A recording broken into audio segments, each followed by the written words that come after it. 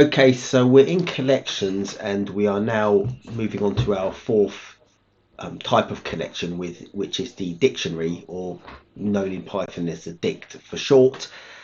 And the dictionary, along with, if there's two things that you need to know in terms of collections, if there's two important collections that you need to know, it would be the list and the dictionary in Python. And they're kind of like the salt and pepper or king of queens of collections. And a dictionary effectively is a hash table. And I was going to actually, I think I've got it pulled up somewhere. In fact, what we're going to do is let's just make a dictionary to start with and just have a look at how it actually looks. So let's make a dict. And we did come across this when we were doing sets and we tried to create an empty set. So I'm going to do two ways, right? When we came across, when we tried to make an empty set, we're going to do something like this. D just standing for dictionary, and we're going to make an empty dictionary. And when we did this on sets, and we thought that we were going to make an empty set, we found out when we did print D and then print type of D, more importantly,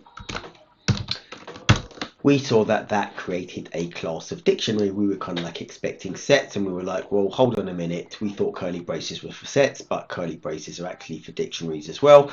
So I thought I'd take the liberty of going on to ChatGPT if I can find it and drag it over. And I kind of like, because this answered in a way, this answers the question in a way a little bit better than the way that I would have answered the question. Maybe control plus to zoom in a reasonable amount, and over here it says, what is the connection between, I've just put this question in, what is the connection between a sets and dictionaries in Python?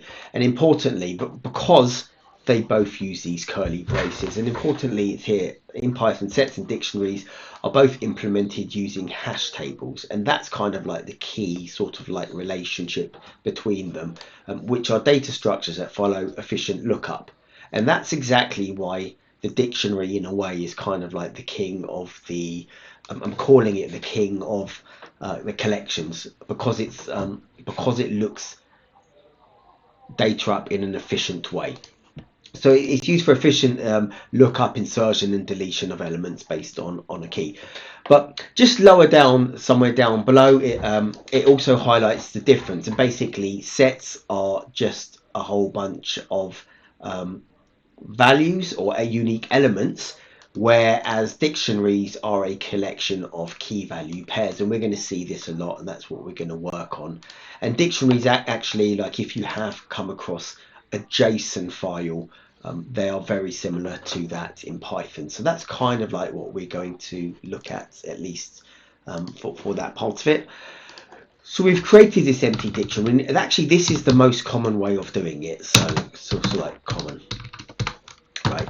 We tend not to do the other way, but we can do D equals, so we can create an instance of the class dictionary like this, just like we could have done with set when we did a set, and that's actually what we had to do in a set. So we can create an empty dictionary like this, and again we can print D, and actually what we'll get back when we print D is we'll get curly braces again. So these empty curly braces are referring to a dictionary, whereas if you had an empty set, it would actually say set, open brackets, close brackets. That's what it would say.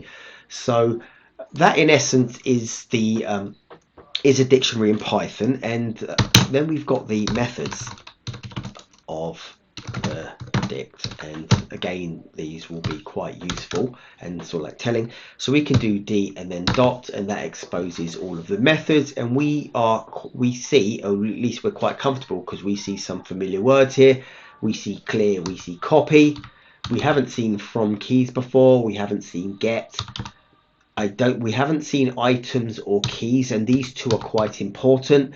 Keys, items and values are quite important because dictionaries are effectively made up of keys and values, and those keys and values are actually called items. So it's a set of, a dictionary is a set of items, and those items are key value pairs.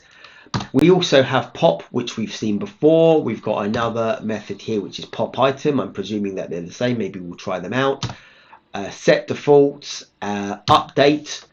So that looks like we might be able to possibly append the dictionary or update the dictionary in some way.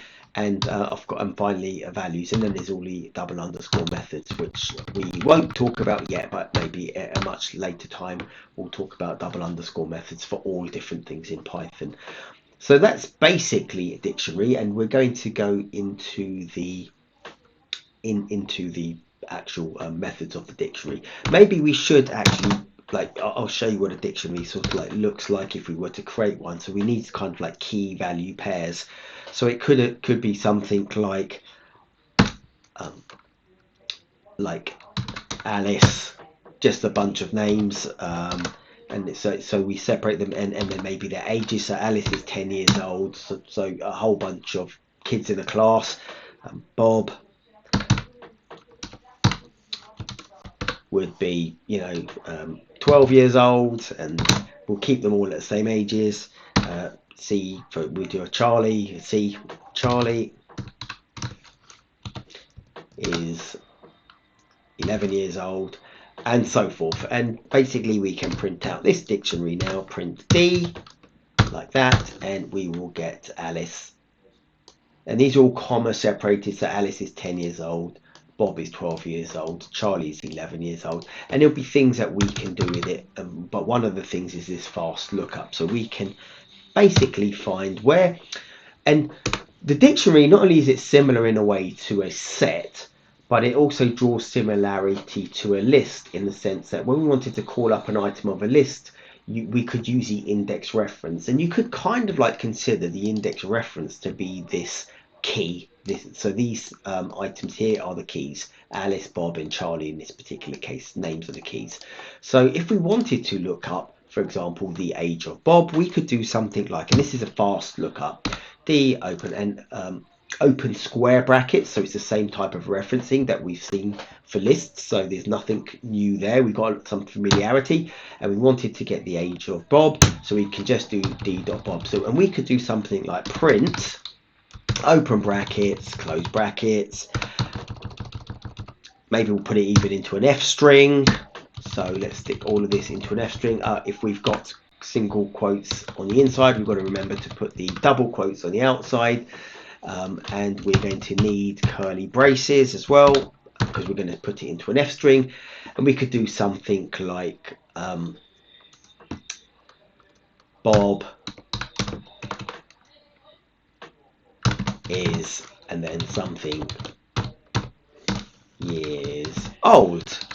So we could do something like this, and we could run it, and it would be relatively fast. And we've got Bob is, and then whatever the age of Bob is. Bob has been looked up here, so we just go straight to D. This variable D contains Bob, and so forth. And actually, if I go to the Jupyter variables by pressing Control J, and we can sort of like see it and even launch it, we can actually look inside. There we go. But that's our dictionary. It's of size 3. But funnily enough, it's not showing the keys. I was expecting it to show the keys as well, sort of like the keys as in the key value pairs. But I guess we see it over here, which is Alice, Bob, and Charlie. I was expecting to see it over there, and actually that would have been the comparable, which is Alice would have been the first item in there, Bob would have been the second item in there, and Charlie would have been the third item in there. So that's pretty much it. Also, we're going to do other things, and we'll take a look at other stuff in terms of dictionaries, but that's kind of like a broad introduction to dictionaries and what they are and what they look like. These items here, they don't have to be strings and values. You could have had strings and strings as well. So this could have been a string, and it could have been Alice and then her surname, like Smith. That would have been perfectly fine. Python allows for that in a dictionary, and here you see the key value pair this way. So and so forth. And so we'll go into this in a bit more detail in later sections. I'll just get rid of the Jupyter variables. And that is it for the introduction of dictionaries in Python.